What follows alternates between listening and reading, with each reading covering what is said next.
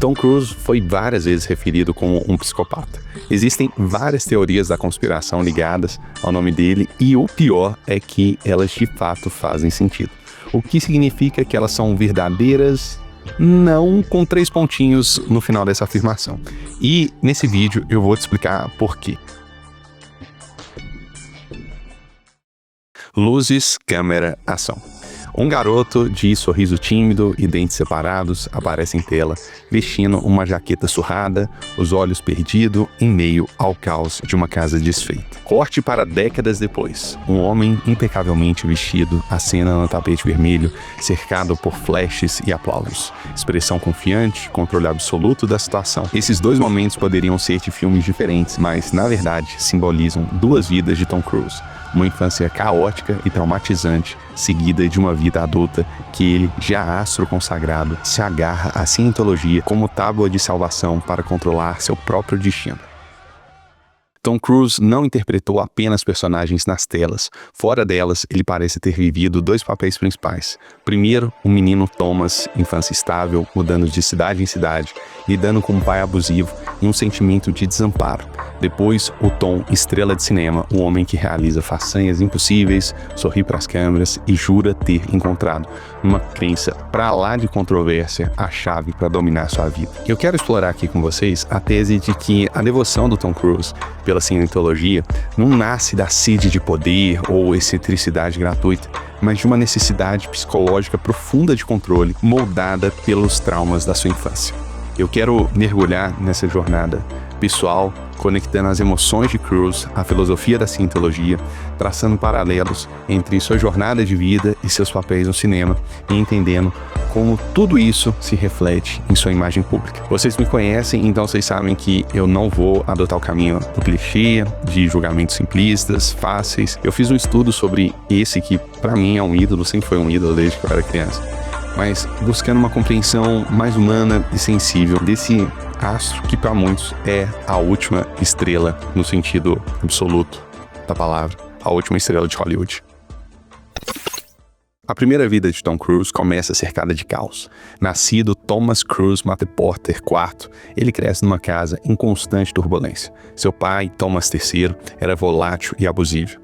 Alguém que o próprio Tom mais tarde descreveria como um mercador do caos, um bully e covarde, de quem ele aprendeu ainda cedo a desconfiar. Imagina o impacto que teve para uma criança de 5, 6 anos, onde que a figura paterna deveria significar segurança e orientação, mas no caso do Tom Cruise era fonte de medo. A instabilidade não vinha só dos abusos, mas também da falta de raízes. Seu pai não mantinha empregos por muito tempo, obrigando a família a se mudar inúmeras vezes. Antes da adolescência, Tom já tinha vivido em diversas cidades. Nasceu em Syracuse, em Nova York, depois mudou para Ottawa, no Canadá, e depois do divórcio dos pais, foi para Louisville, em Kentucky. Cada mudança significava escola nova, amigos novos. Quando ele conseguia fazer amigos, nenhuma continuidade. Soma isso a um diagnóstico de dislexia que ele recebeu aos 7 anos, que fez com que ele se sentisse diferente e confuso nos estudos. Tom era um garoto perdido, em casa, na escola e dentro de si. Nesse turbilhão, ele buscou refúgio onde pôde.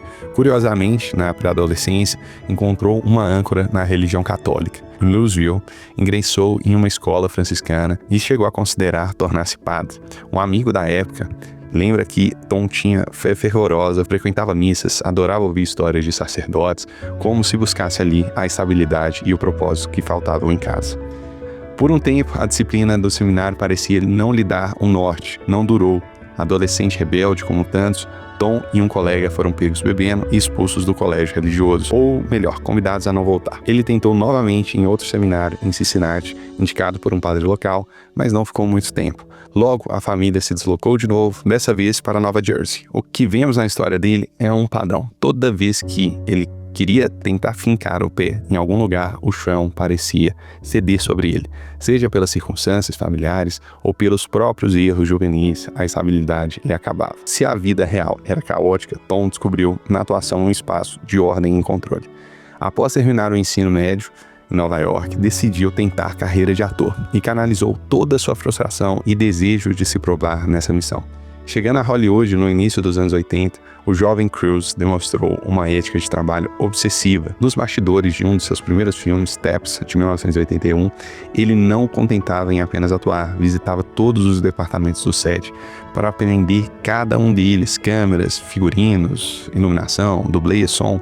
Queria entender e dominar cada aspecto do cinema. Tom era obcecado. Essa determinação impulsionou os produtores e alavancou sua ascensão meteórica. Aqui já se desenha um traço marcante. Aquele garoto que não controlava nada na infância, agora, como jovem ator, tentava controlar tudo ao seu alcance, estudando, treinando, exigindo excelência de si mesmo.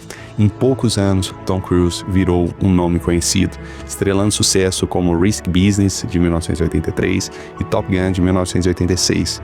Por fora, parecia ter deixado todo o caos para trás e se reinventado como o protagonista destemido que interpretava nas telas. Mas por dentro, as cicatrizes da infância ainda o definiam, mesmo que ele não admitisse. A busca por propósito, pertencimento e controle continuava prestes a encontrar um novo capítulo.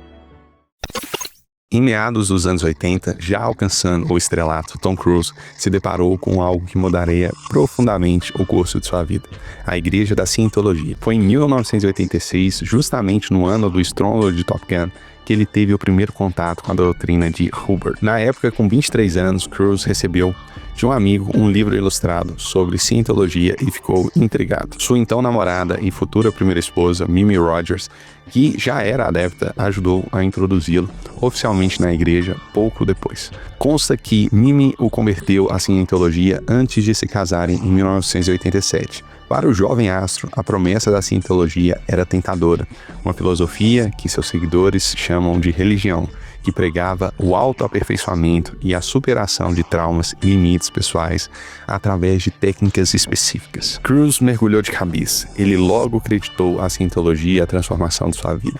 Um problema é que o afligia desde a infância. A dislexia aparentemente começou a ser vencida com os métodos de estudo de Hubbard.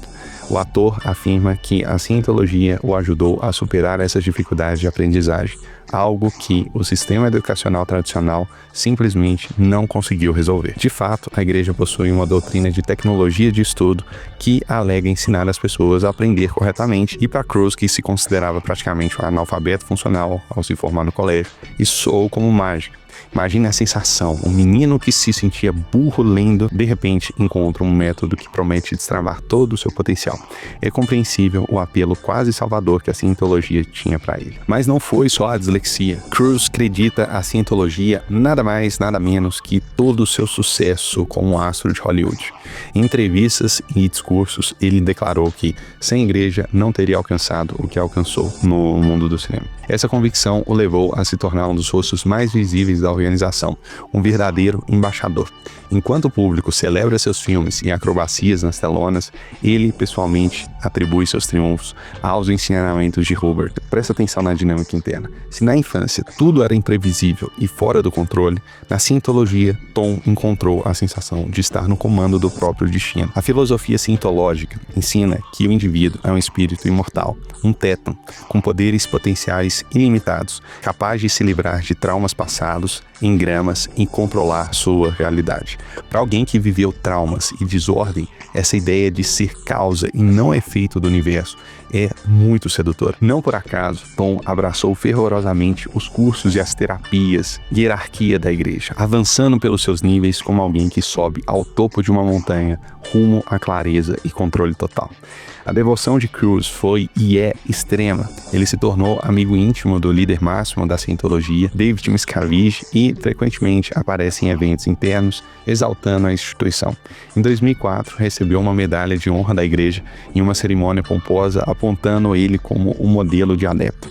Ao mesmo tempo, essa lealdade cobrou preço em sua vida pessoal. O caso mais notório é o distanciamento de sua filha caçula, Suri Cruise, em 2012, após seu divórcio com Kate Holmes. Tom praticamente rompeu o contato com a menina, desde então não é visto publicamente com ela, e reportagens indicam que ele não a encontra há anos. Suri não foi criada na cientologia e as rígidas diretrizes da igreja desencorajariam conexões próximas com familiares desconectados da fé. Ou seja, Tom sacrificou o convívio com sua própria filha em nome de suas crenças. Esse fato duro ilustra o quão central a cientologia se tornou para a psique. Não é um hobby ou excentricidade de celebridade, mas sim o núcleo de onde ele extrai senso de ordem e propósito. Para ele, a cientologia entregou o controle que a vida lhe negara no começo. Eu não estou aqui querendo defender as escolhas dele, é claro, mas entendê-la dentro do contexto emocional da mente do Tom Cruise. Na mente daquele garoto ferido, agora adulto, a cientologia surgiu como promessa de cura e domínio sobre o próprio destino, uma promessa a qual ele se agarra com força, mesmo diante das polêmicas e das críticas que cercam ele por isso. Tom Cruise construiu sua carreira interpretando heróis carismáticos, destemidos, homens que muitas vezes impõem ordem em meio ao caos. Curiosamente, ou talvez inevitavelmente, seus papéis no cinema acabaram refletindo aspectos de sua jornada pessoal, quase como espelhos metafóricos. Nos últimos anos, Cruise praticamente se especializou em viver personagens que salvam o mundo com habilidades sobre-humanas e controle absoluto da situação. Seja Ethan Hunt pendurado na asa de um avião em Missão Impossível, ou Major Cage reiniciando o dia até dominar a guerra no limite da manhã, ou Merrick vencendo limites da velocidade em Top Gun. Há um padrão claro. Tom encarna a figura de autoconfiança inabalável que vence em desafios através de determinação e coragem física. Não por acaso, ele mesmo dispensa dublês e realiza sequências perigosíssimas, quase provando para si mesmo e para o público que consegue controlar o incontrolável. Como observam os críticos, os riscos que Cruise assume hoje em seus filmes são quase todos físicos e seus personagens são, em essência, salvadores do mundo nos roteiros. É como se nas telas ele constantemente reafirmasse o poder de um indivíduo de dominar o caos ao seu redor, exatamente o tipo de afirmação de controle que parece motivar sua vida. No entanto, nem sempre foi assim. Nos anos 90, o Tom Cruise escolhia papéis com maior vulnerabilidade emocional que desafiavam ele internamente. Um exemplo marcante é o Frank McKay, o guru da autoajuda machista que ele interpretou em Magnolia em 99. McKay era um palestrante arrogante que pregava técnicas de dominação sobre mulheres, um personagem exagerado, quase caricato, mas que, ao longo da trama, se desfaz em lágrimas diante do leito da morte do pai, revelando um filho magoado por um abandono passado. Essa atuação rendeu a Cruise aplausos da crítica e, curiosamente, muitos viram um paralelo estranho entre Frank McKay e o próprio Tom Cruise. Afinal, McKay é um homem encenando uma persona de confiança extrema para esconder seus traumas familiares. Paul Thomas Anderson, o diretor, chegou a dizer que Cruise estava patinando no limite entre a ficção e algo pessoal naquele papel. Ao assistir aquela cena final, que é muito forte, de reconciliação com o pai moribundo em Magnolia, é difícil não pensar em Tom enfrentando metaforicamente os fantasmas do seu próprio pai, que também faleceu em 1984, sem que Tom tivesse uma relação muito próxima. Magnolia ofereceu um vislumbre da honestidade rara, quase como se Cruise colocasse um pouco de sua alma ferida na tela. Alguns fãs, inclusive, sentem a falta desse lado mais vulnerável e humano em seus filmes atuais, dominados por personagens invencíveis. Mas talvez a explicação esteja exatamente em sua trajetória. Depois de ter sido exposto emocionalmente em certos papéis, Tom recolheu esse lado e o protegeu. Assim como na vida pessoal, ele ergueu muros em torno de suas fragilidades. Falando em muro, a gente precisa entender a imagem pública do Tom Cruise. Uma imagem cuidadosamente construída e, para alguns, calculada demais. Lembra do garoto que aprendeu a esconder as fraquezas com um sorriso? Pois o astro Tom Cruise aperfeiçoou essa arte. Desde aquele incidente infame em 2005, quando ele pulou do sofá da Oprah Winfrey, declarando amor num momento de euforia descontrolada e depois bateu boca com Matthew Lauer sobre psiquiatria na TV, Cruise levou um choque de realidade. Suas demonstrações públicas de sinceridade, motivadas por crenças na cientologia, como o repúdio a remédios psiquiátricos, acabaram fazendo dele piada na mídia e quase custaram sua carreira. O tom espontâneo e exaltado daquele período foi visto como maluco por muita gente, e os estúdios passaram a considerá-lo como um risco. O resultado disso foi a reinvenção da sua persona. Nos anos seguintes, Tom adotou um perfil muito mais reservado e estrategicamente simpático. Ele evitou polêmica a todo custo, focando em falar de trabalho, agradecer os colegas, sorrir para entrevistas e repetir o quanto ama fazer filmes.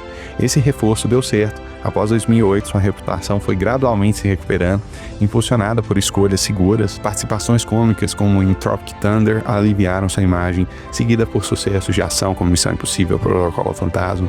A opinião pública aparentemente perdoou e esqueceu seus deslizes esquisitos, e Cruise voltou a ser visto principalmente como um astro carismático e incansável, conhecido pelo seu profissionalismo impecável. Ainda assim, para olhos mais atentos, há algo de performático nesse novo Tom Cruise. Jornalistas que o entrevistam notam um padrão quase ensaiado de seu comportamento. Ele ri alto e prolongadamente de piadas que já perderam a graça, mantém um brilho intenso de entusiasmo que às vezes não parece alcançar os olhos.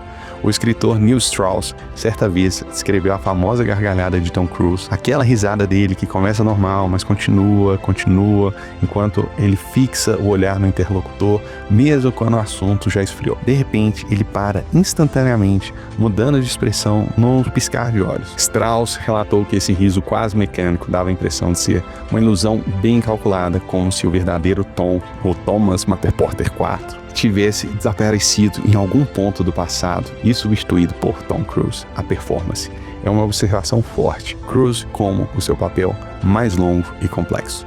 Alguns atores também compartilham esse sentimento. Christian Bale, por exemplo, admitiu ter se inspirado em Tom ao compor o personagem psicopata americano. Bale assistiu uma entrevista de Cruise e percebeu nele uma gentileza intensa com nada por trás dos olhos. Exatamente a qualidade assustadora que ele precisava para viver o vazio sociopata de Patrick Bateman. A piada pode soar cruel, mas ilustra a percepção de que há uma máscara por trás do sorriso perfeito de Tom Cruise. E por que essa máscara estaria ali? Uma leitura compassiva diria para se proteger, depois de ter sido ridicularizado publicamente e de ter suas crenças demonizadas na mídia.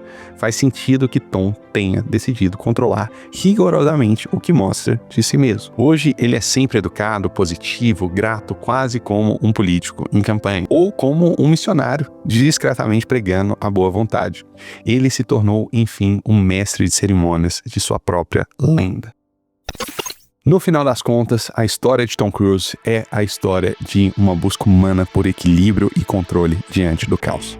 É tentador enxergá-lo apenas como uma superestrela intocável ou então julgá-lo como excêntrico, doutrinado por uma seita, mas essa seria uma visão muito simplista, incapaz de captar as nuances de suas motivações.